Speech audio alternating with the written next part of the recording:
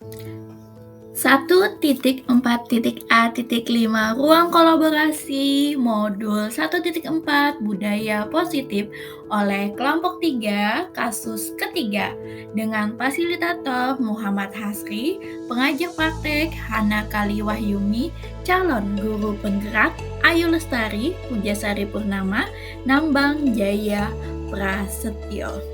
Saya akan menampilkan bagaimana kasus 3. Pada kasus 3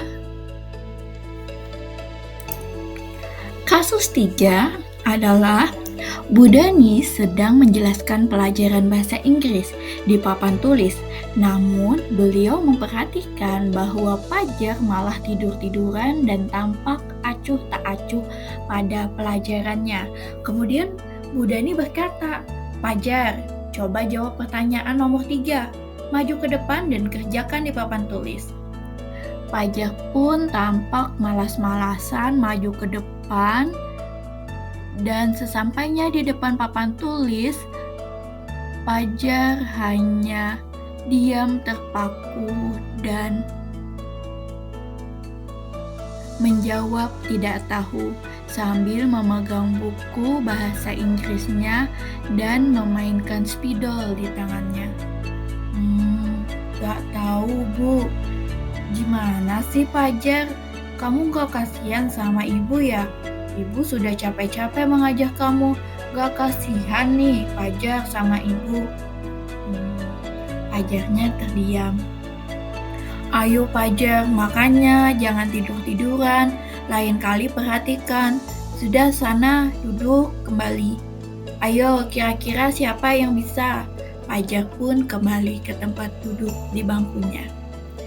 Dalam kasus ini, apa yang terjadi di kelas di mana seorang anak tampak malas-malasan dan tidak memperhatikan gurunya, Bu Dani mencoba memanggil siswa yang terlihat malas-malasan tersebut untuk maju ke depan. Sangat disayangkan, ternyata Pajarnya maju ke depan tidak bisa menjawab.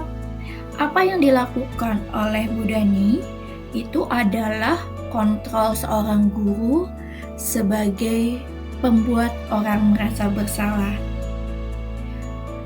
Menurut analisis kami, apa yang dilakukan oleh Bu Dani masih belum tepat.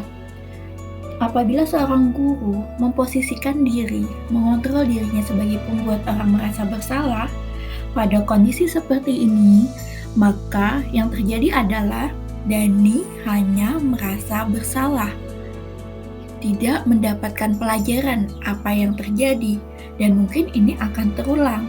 Sedangkan kebutuhan yang diperlukan oleh Dani adalah kebutuhan kesenangan.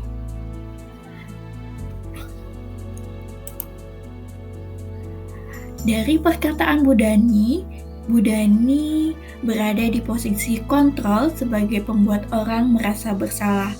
Pajar tidak mendapatkan pelajaran dari kesalahan yang telah diperbuatnya. Padahal Pajar memerlukan kebutuhan berupa kesenangan agar dia bisa lebih fokus dalam memperhatikan pelajaran.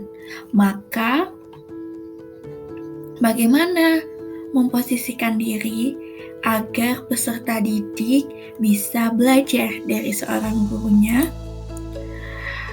Kami mencoba menempatkan guru sebagai kontrol pemantau dengan kondisi yang terjadi yang sama, di mana Pajar masih terlihat bermalas-malasan, kemudian Bu Dani meminta Pajar untuk maju ke depan, dan Dani tidak bisa menjawab, maka respon yang harus diberikan oleh Bu Dani menurut kami adalah dengan bertanya kepada Pajar.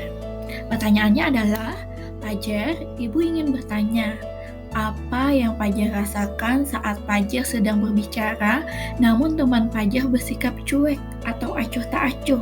Dengan pertanyaan yang dilemparkan oleh Bu Dani seperti ini, maka peserta didik dapat menyadari bahwa apa yang dia lakukan itu kurang tepat. Dia bisa membayangkan sendiri perlakuan yang dia lakukan kepada Bu Dani yang sedang menjelaskan dengan membayangkan apa yang akan terjadi jika dia berbicara namun tidak diperhatikan.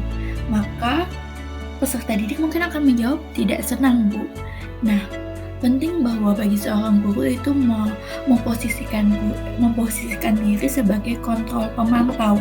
Jadi tidak hanya kontrol sebagai seseorang yang membuat siswanya merasa bersalah kemudian selesai. Memang benar bahwa kita butuh kesadaran peserta didik dengan mengungkapkan apa yang diungkapkan pada kasus sebelumnya sehingga siswa merasa bersalah.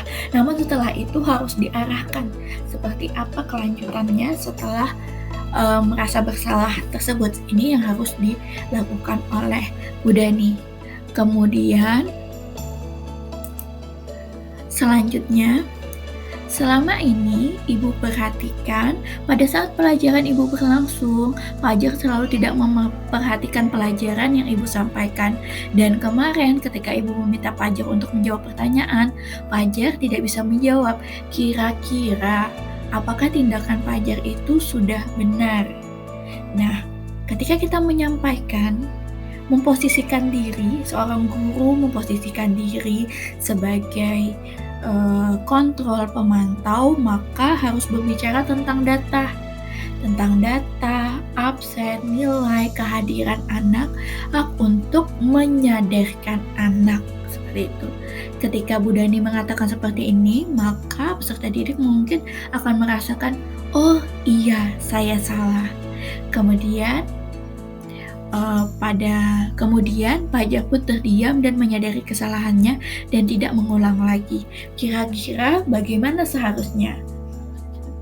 Pada posisi bertanya kira-kira bagaimana seharusnya, itu memposisikan guru tidak memberikan hukuman atau langsung menjustifikasi anak, tetapi membuat anak untuk berpikir apa yang seharusnya dia lakukan.